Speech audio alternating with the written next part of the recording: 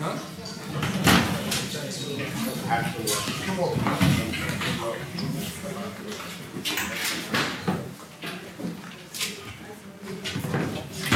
How much time do we have? 10, 15 minutes?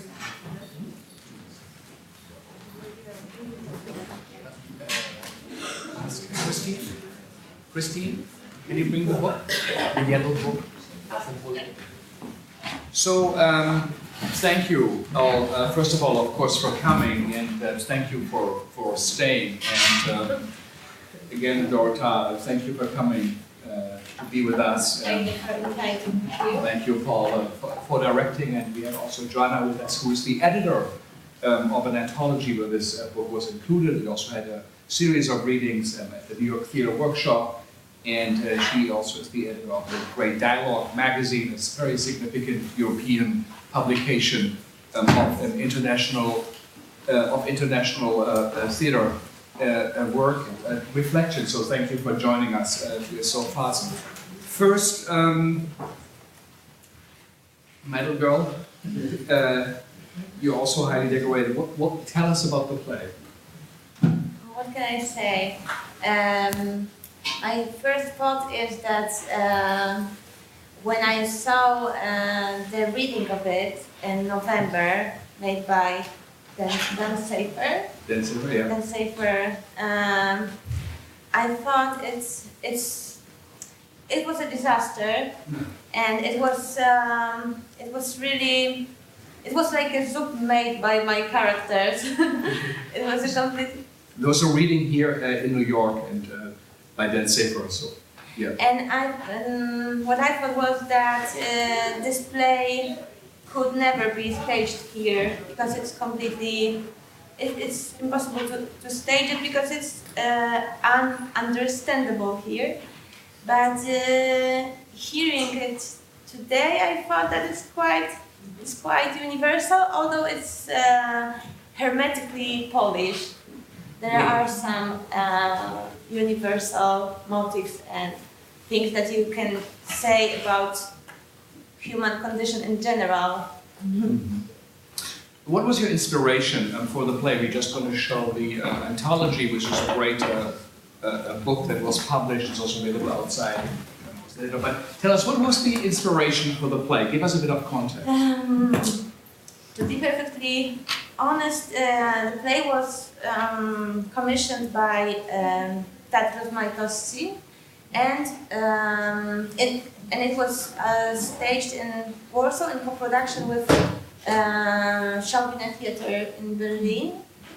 So it was quite obvious that the subject should be placed somewhere on the border or on the Polish-German border, and that was the touchy place that I wanted to touch. The crossword of the whole festival was digging deep, getting dirty, and I started to dig deep in this place, and I got dirty because you forced us to yodel, and there is still a huge in Polish people there is still a huge resentment towards Germans, although it's so many years of peace between us. And I was looking for some model situation that could be both very real and metaphorical. And then I thought about my life, my youth in childhood that I spent in housing project in a very small apartment, which was divided into 3 sectors. One taken by my grandma, whose youth was marked out by war. Then there was my parents' room. They grew up in communism, and then was mine and my brothers. metal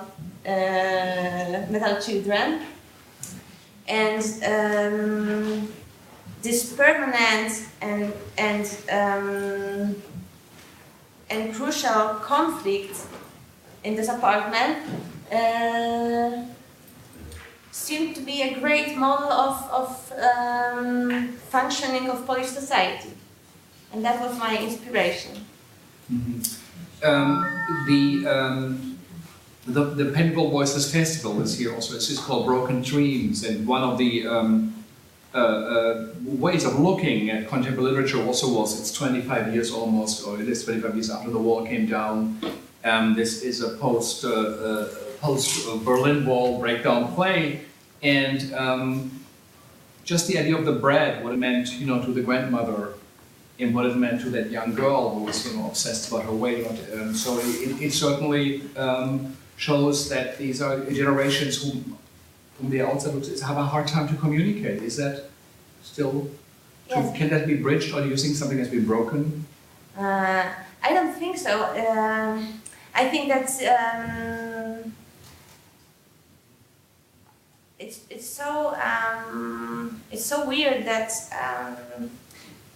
usually people get over their experience and wisdom and life experience to their children and grandchildren, but now it's completely impossible because everything changes so quickly and progress is so hard to follow that we can't exchange our experiences anymore, and everyone has to play his or her life by ear.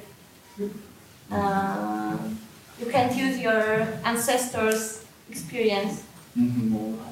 Yeah, instead of talking to the grandmother who survived or was in the war and who has an experience of a small country all of a sudden being on the middle of world history, actually at the forefront during the war, but also in the after wars, that she takes advice from the garbage out of magazines and gets things which obviously you characterize as trashy, but also as kind of a helpless situation. The filmmaker, or the actor who they're so full of themselves. Do you feel is that a generation? Is that a generation who you slightly caricatured, or did you really feel there are traces that of reality in that? Is that both? Both? What I wanted to say is that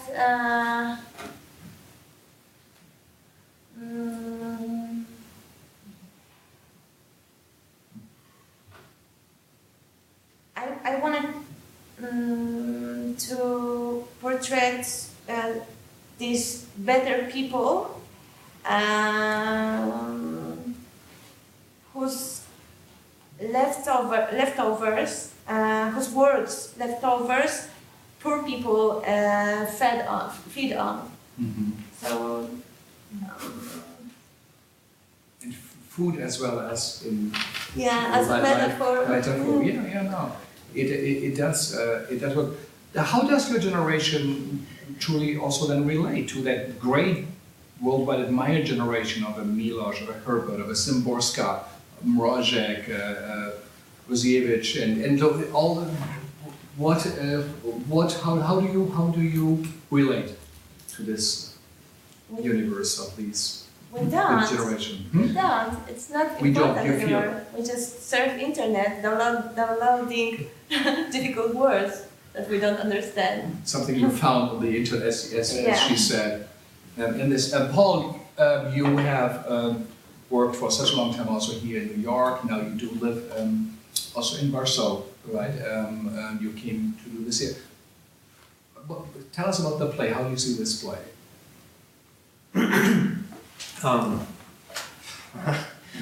Hard question. Well, I can say one thing that struck me about this play, and also the first play of hers, which I directed a few years ago. was I was struck at how I felt like America was talking back to me, a reflection of America was coming back at me. Of like this, especially the actor and the director and the other celebrities, that whole culture is so familiar to me. It's our culture, it's our television life, it's our mass media world being reflected back on top of this incredible slag heap of drama and history that is so vivid and through the other characters. And I think that's the thing that caught me. The obsessive use of marketing words, brand names. Like I don't hear them anymore. As an American, you don't hear it anymore. It's the water we swim in. But here the words had this horrible or strange obsessional quality to them, and I heard it again. I think that was my first interest, is hearing that coming back to me so strongly. Mm-hmm. So it's less German or whatever, it is more an American, I think, influence you feel, you would say. You also say in the play, or the character says, you know, I'm not Polish, I'm European. Would you say there is the play itself, you know, is more European play? I mean, this question also go to you. Is it a post-Polish, post-national play? I don't think so. I think that it's extremely Polish, but I wanted to diagnose where our inferiority complex comes from. And inferiority complex that is based on this feeling that we are not Polish people. not we, maybe others, but it's a real very common attitude in our society, and especially in the higher parts of social ladder. It's really common to think like this. And I wanted to see what's behind this statement. Mm-hmm. That the idea of the desperate not wanting to be Polish actually is so very Polish still in it. But how do you in your work as an editor, and you publish and read so many plays, also you have quite an overview of Eastern European theater work. Where does her work fit in? Yeah, I will answer your question in a minute, but I just wanted to refer to what Dorota has just said, because I'm staying here in New York for the last half a year, and my things like how I perceive this Polishness slightly changed. You know, I went to Greenpoint once, which is a Polish, or used to be a Polish neighborhood in New York. And when I got off the subway, I heard that the 2 or 3 guys standing in the corner, they were talking about patriotism in Polish. So maybe you know that Poland moved somewhere, somewhere else. And well, and the second thing, I would like to thank Paul for the reading. I think it was one, and the actors, because Paul has also directed the reading of another Dorota's play in November during our festival in the New York Theatre Workshop. And so I think that you have this special air and touch for Dorota's writing. I mean, you convey beautifully what she's writing. It's what I think. But you asked me about the place of the play and about this kind of writing. And, when I was thinking about presenting this play and other Polish plays to American audience, I've thought about, we are coming here again with all our complexes, inferiority and superiority complexes again, and that we'll be talking about our sentiments and resentiments and showing those crazy people what for? I mean, we know so well them, and why to export them, why to bring them here. And I think that the reason is that we could also demonstrate a very deep critical approach to them, our critical attitude towards all those things which are, well, which you have just seen here. And that probably, this critical approach probably makes this play and the other plays that are presented in this anthology understandable to the foreigners. I hope so. Mm-hmm. So I think that it's exactly what I'm looking for, reading the plays to translate and to publish in dialogue in our Polish journal.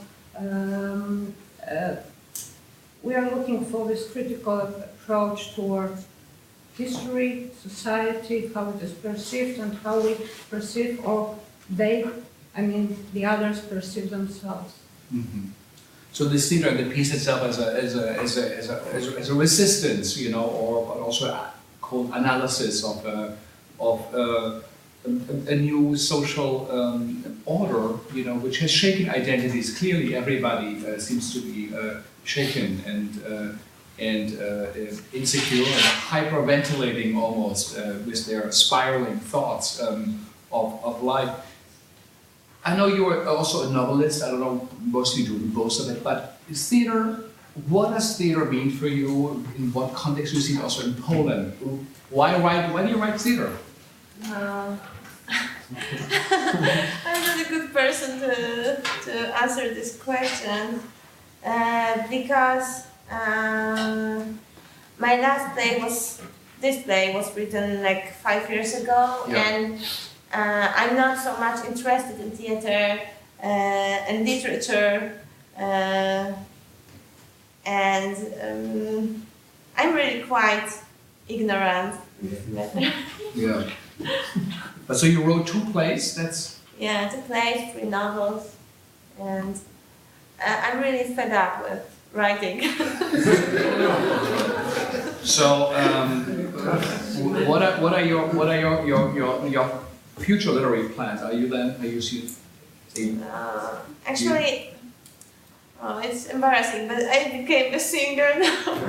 You're a singer now. Yes. And you write your songs, Yeah. and it's poems. So, if it's about my plans, I'm going to write a musical for Grzegorz Jarzyna, who commissioned this play of mine that we... From Tia Warsaw, the big state theater, is it right to say Warsaw, or yeah, city theater, yeah. Mm-hmm. So what is the musical going to be about? I don't know, because I haven't started yet, so I'm still not sure. I'm sure there will be Germans in there. And, I will do it for you. yes, okay. You'll speak German. Yes. Every corner. And The whole chorus of them. That we have them. No, obviously, you are a great literary talented writer, and you captured something of a zeitgeist, I think, in Poland, but also in Europe, and I think this is what so many reacting to, and I also know that the Berlin Schaubühne production, which is one of the most serious theaters and the biggest theaters in Germany and the German-speaking countries, confirmed. But maybe we can open it up and ask you for some comments or questions or thoughts you held, Brad.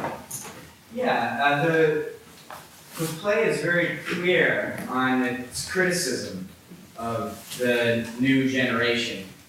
But I'm wondering, and Paul, I throw this to you too, because you've since defected from our beautiful New York and gone to Poland. Where is the redemption in Poland? Is it in this play anywhere? Is that why you've gone to music, Dorota? Because there is no redemption you see in capturing the daily lives of Polish people. Where is the redemption? Oh, redemption. What does it mean? Yes. I've got to download this word. You said, Paul, a really great thing when you were talking about Polish people, about they'll dump all over their country, but if you agree for a second, they'll punch you square in the jaw. And that's kind of evident with, I think, Helena and Bozena. They're disgruntled, but they are kind of fat and happy and working, and you can kind of see where they love Poland and who they are and what they are. You can see it in the grandmother too, but the young woman seems entirely hopeless. She's a kid. How old? I don't know. How old is the character? Yeah. Yeah. A teenager. But are you asking for hope? Yeah. No, there is no hope. Let's face it, I think. Let's be honest. It is, yes.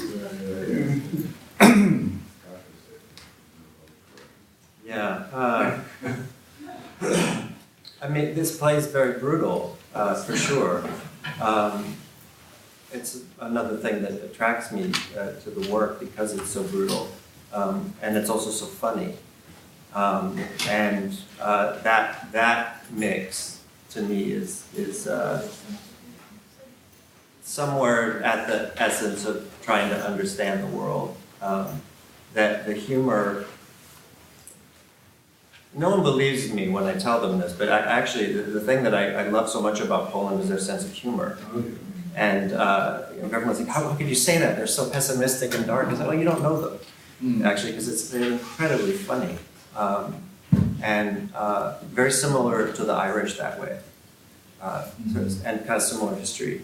But in terms of redemption, that's a tough one, especially in Poland, which is such a Catholic country. There's so much redemption in the air. I don't know that's. I don't know that there's an answer in that. Something to think about. Yeah, Christina. Because, well, Can we put some light on the audience, please? To your question too. This play, like very many plays from that anthology, when you hear them sort of read, it's different, much different when they are performed. I saw this particular play in Poland, in TR, and I have to say that because what Paul said, it is incredibly humorous. I always wonder where you take these, images from. It just, people laugh, the whole theater is just laughing. And then there are these moments when you go down and people stop laughing. So it is not redemptive, but cathartic. It's like really, you come and you start thinking because it's very contemporary, but my reception was that it reaches the romantic level of discussion about Polish identity, the core issues of Poland or any other country, and therefore this clash of incredibly hilarious language and images and trash culture, and then like here, there were moments with the granny when it's not only the kind of the buzz, but it's something real, that background, and there are moments of incredible tension and cathartic moments. So I think that this is what makes it really so strong, and the text is so captivating. But it had, performance is really, plus translation, I think. It's the language, Dorota's language. You capture this Polish idiom, which is and humor, and it's very difficult to render it. Yeah. I think you captured, having spent time and worked in Poland in the collaborative project with the Polish theater group, the generational thing is very clear, the demarcation, because I don't speak much Polish, but I was told if I tried to talk to older people, let's say people over 50, they spoke German, and they didn't speak any English. Younger people are influenced by English, and there's this communications divide, I think, between people who are of the older generation, I found, and the younger people too. Because I worked with people who were in their early 30s with the Polish theater group, and there's a distinct difference between the generations.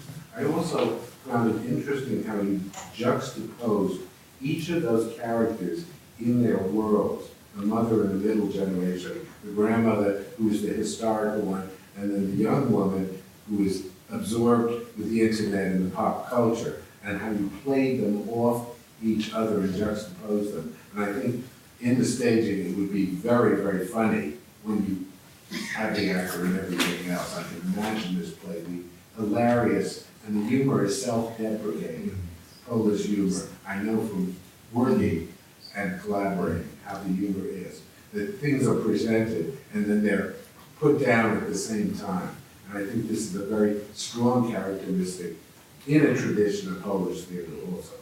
I mean, even though you're of a certain generation, in the older playwright, Witkowski and all these people, is there, you're in that tradition. And even so, they are three different generations. They all one family. Yes. One day, this daughter might turn into the mother, and the mother into the Exactly. grandmother. Just in they will be everything will be different, but everything will be the same. There is Yeah. a continuity in the difference. Yeah. And I really liked it. Thank you. Abhishek, he's one of our playwrights from India. His play will be on tomorrow evening. Abhishek. I just wanted to say I thought it was brilliant, both the text and the directions. Thank you very much for that play. And I also thought it's extremely universal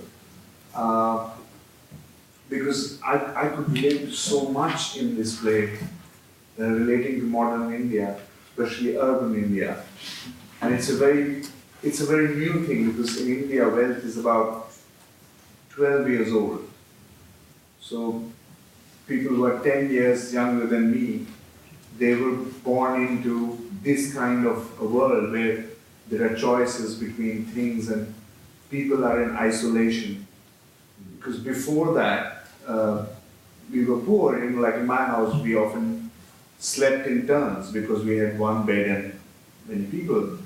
But it was not something that people worried about. It was fine. It was almost celebrated that, okay, you're going to sleep now, I'll sleep afterwards. It was fine. But the isolation in the characters, where they cannot speak to each other, or the criticism of the grandmother, I thought I suddenly felt that, people who are 10 years younger to me, playwrights who are writing, they're trying to write this play. But this has not been written as yet. So, yeah, I would love to ask more of playwrights in my country to read your work. Thank you very much. Thank you. Well, so maybe we'll come to an end. There's this old joke, and someone said it's a Polish one, of a pessimist and an optimist. And they say, what says a pessimist? A pessimist says things can't get any worse, and the optimist says, yes, they can. And yes, here you go. It is a good one. And so I think, for whatever it is, it just show that the theater is a seismograph to pick up, these subtle changes very early on, very fast, and it's like a thermometer that it takes the temperature of a society, all this complexity and contradictions, and nothing is black and white. But I think it's a great way of understanding a piece of a reality or another reality which is not our lives, but somehow as far away as it seems, this is very, very, very close to ours. So, Doris, thank you again for coming here. And,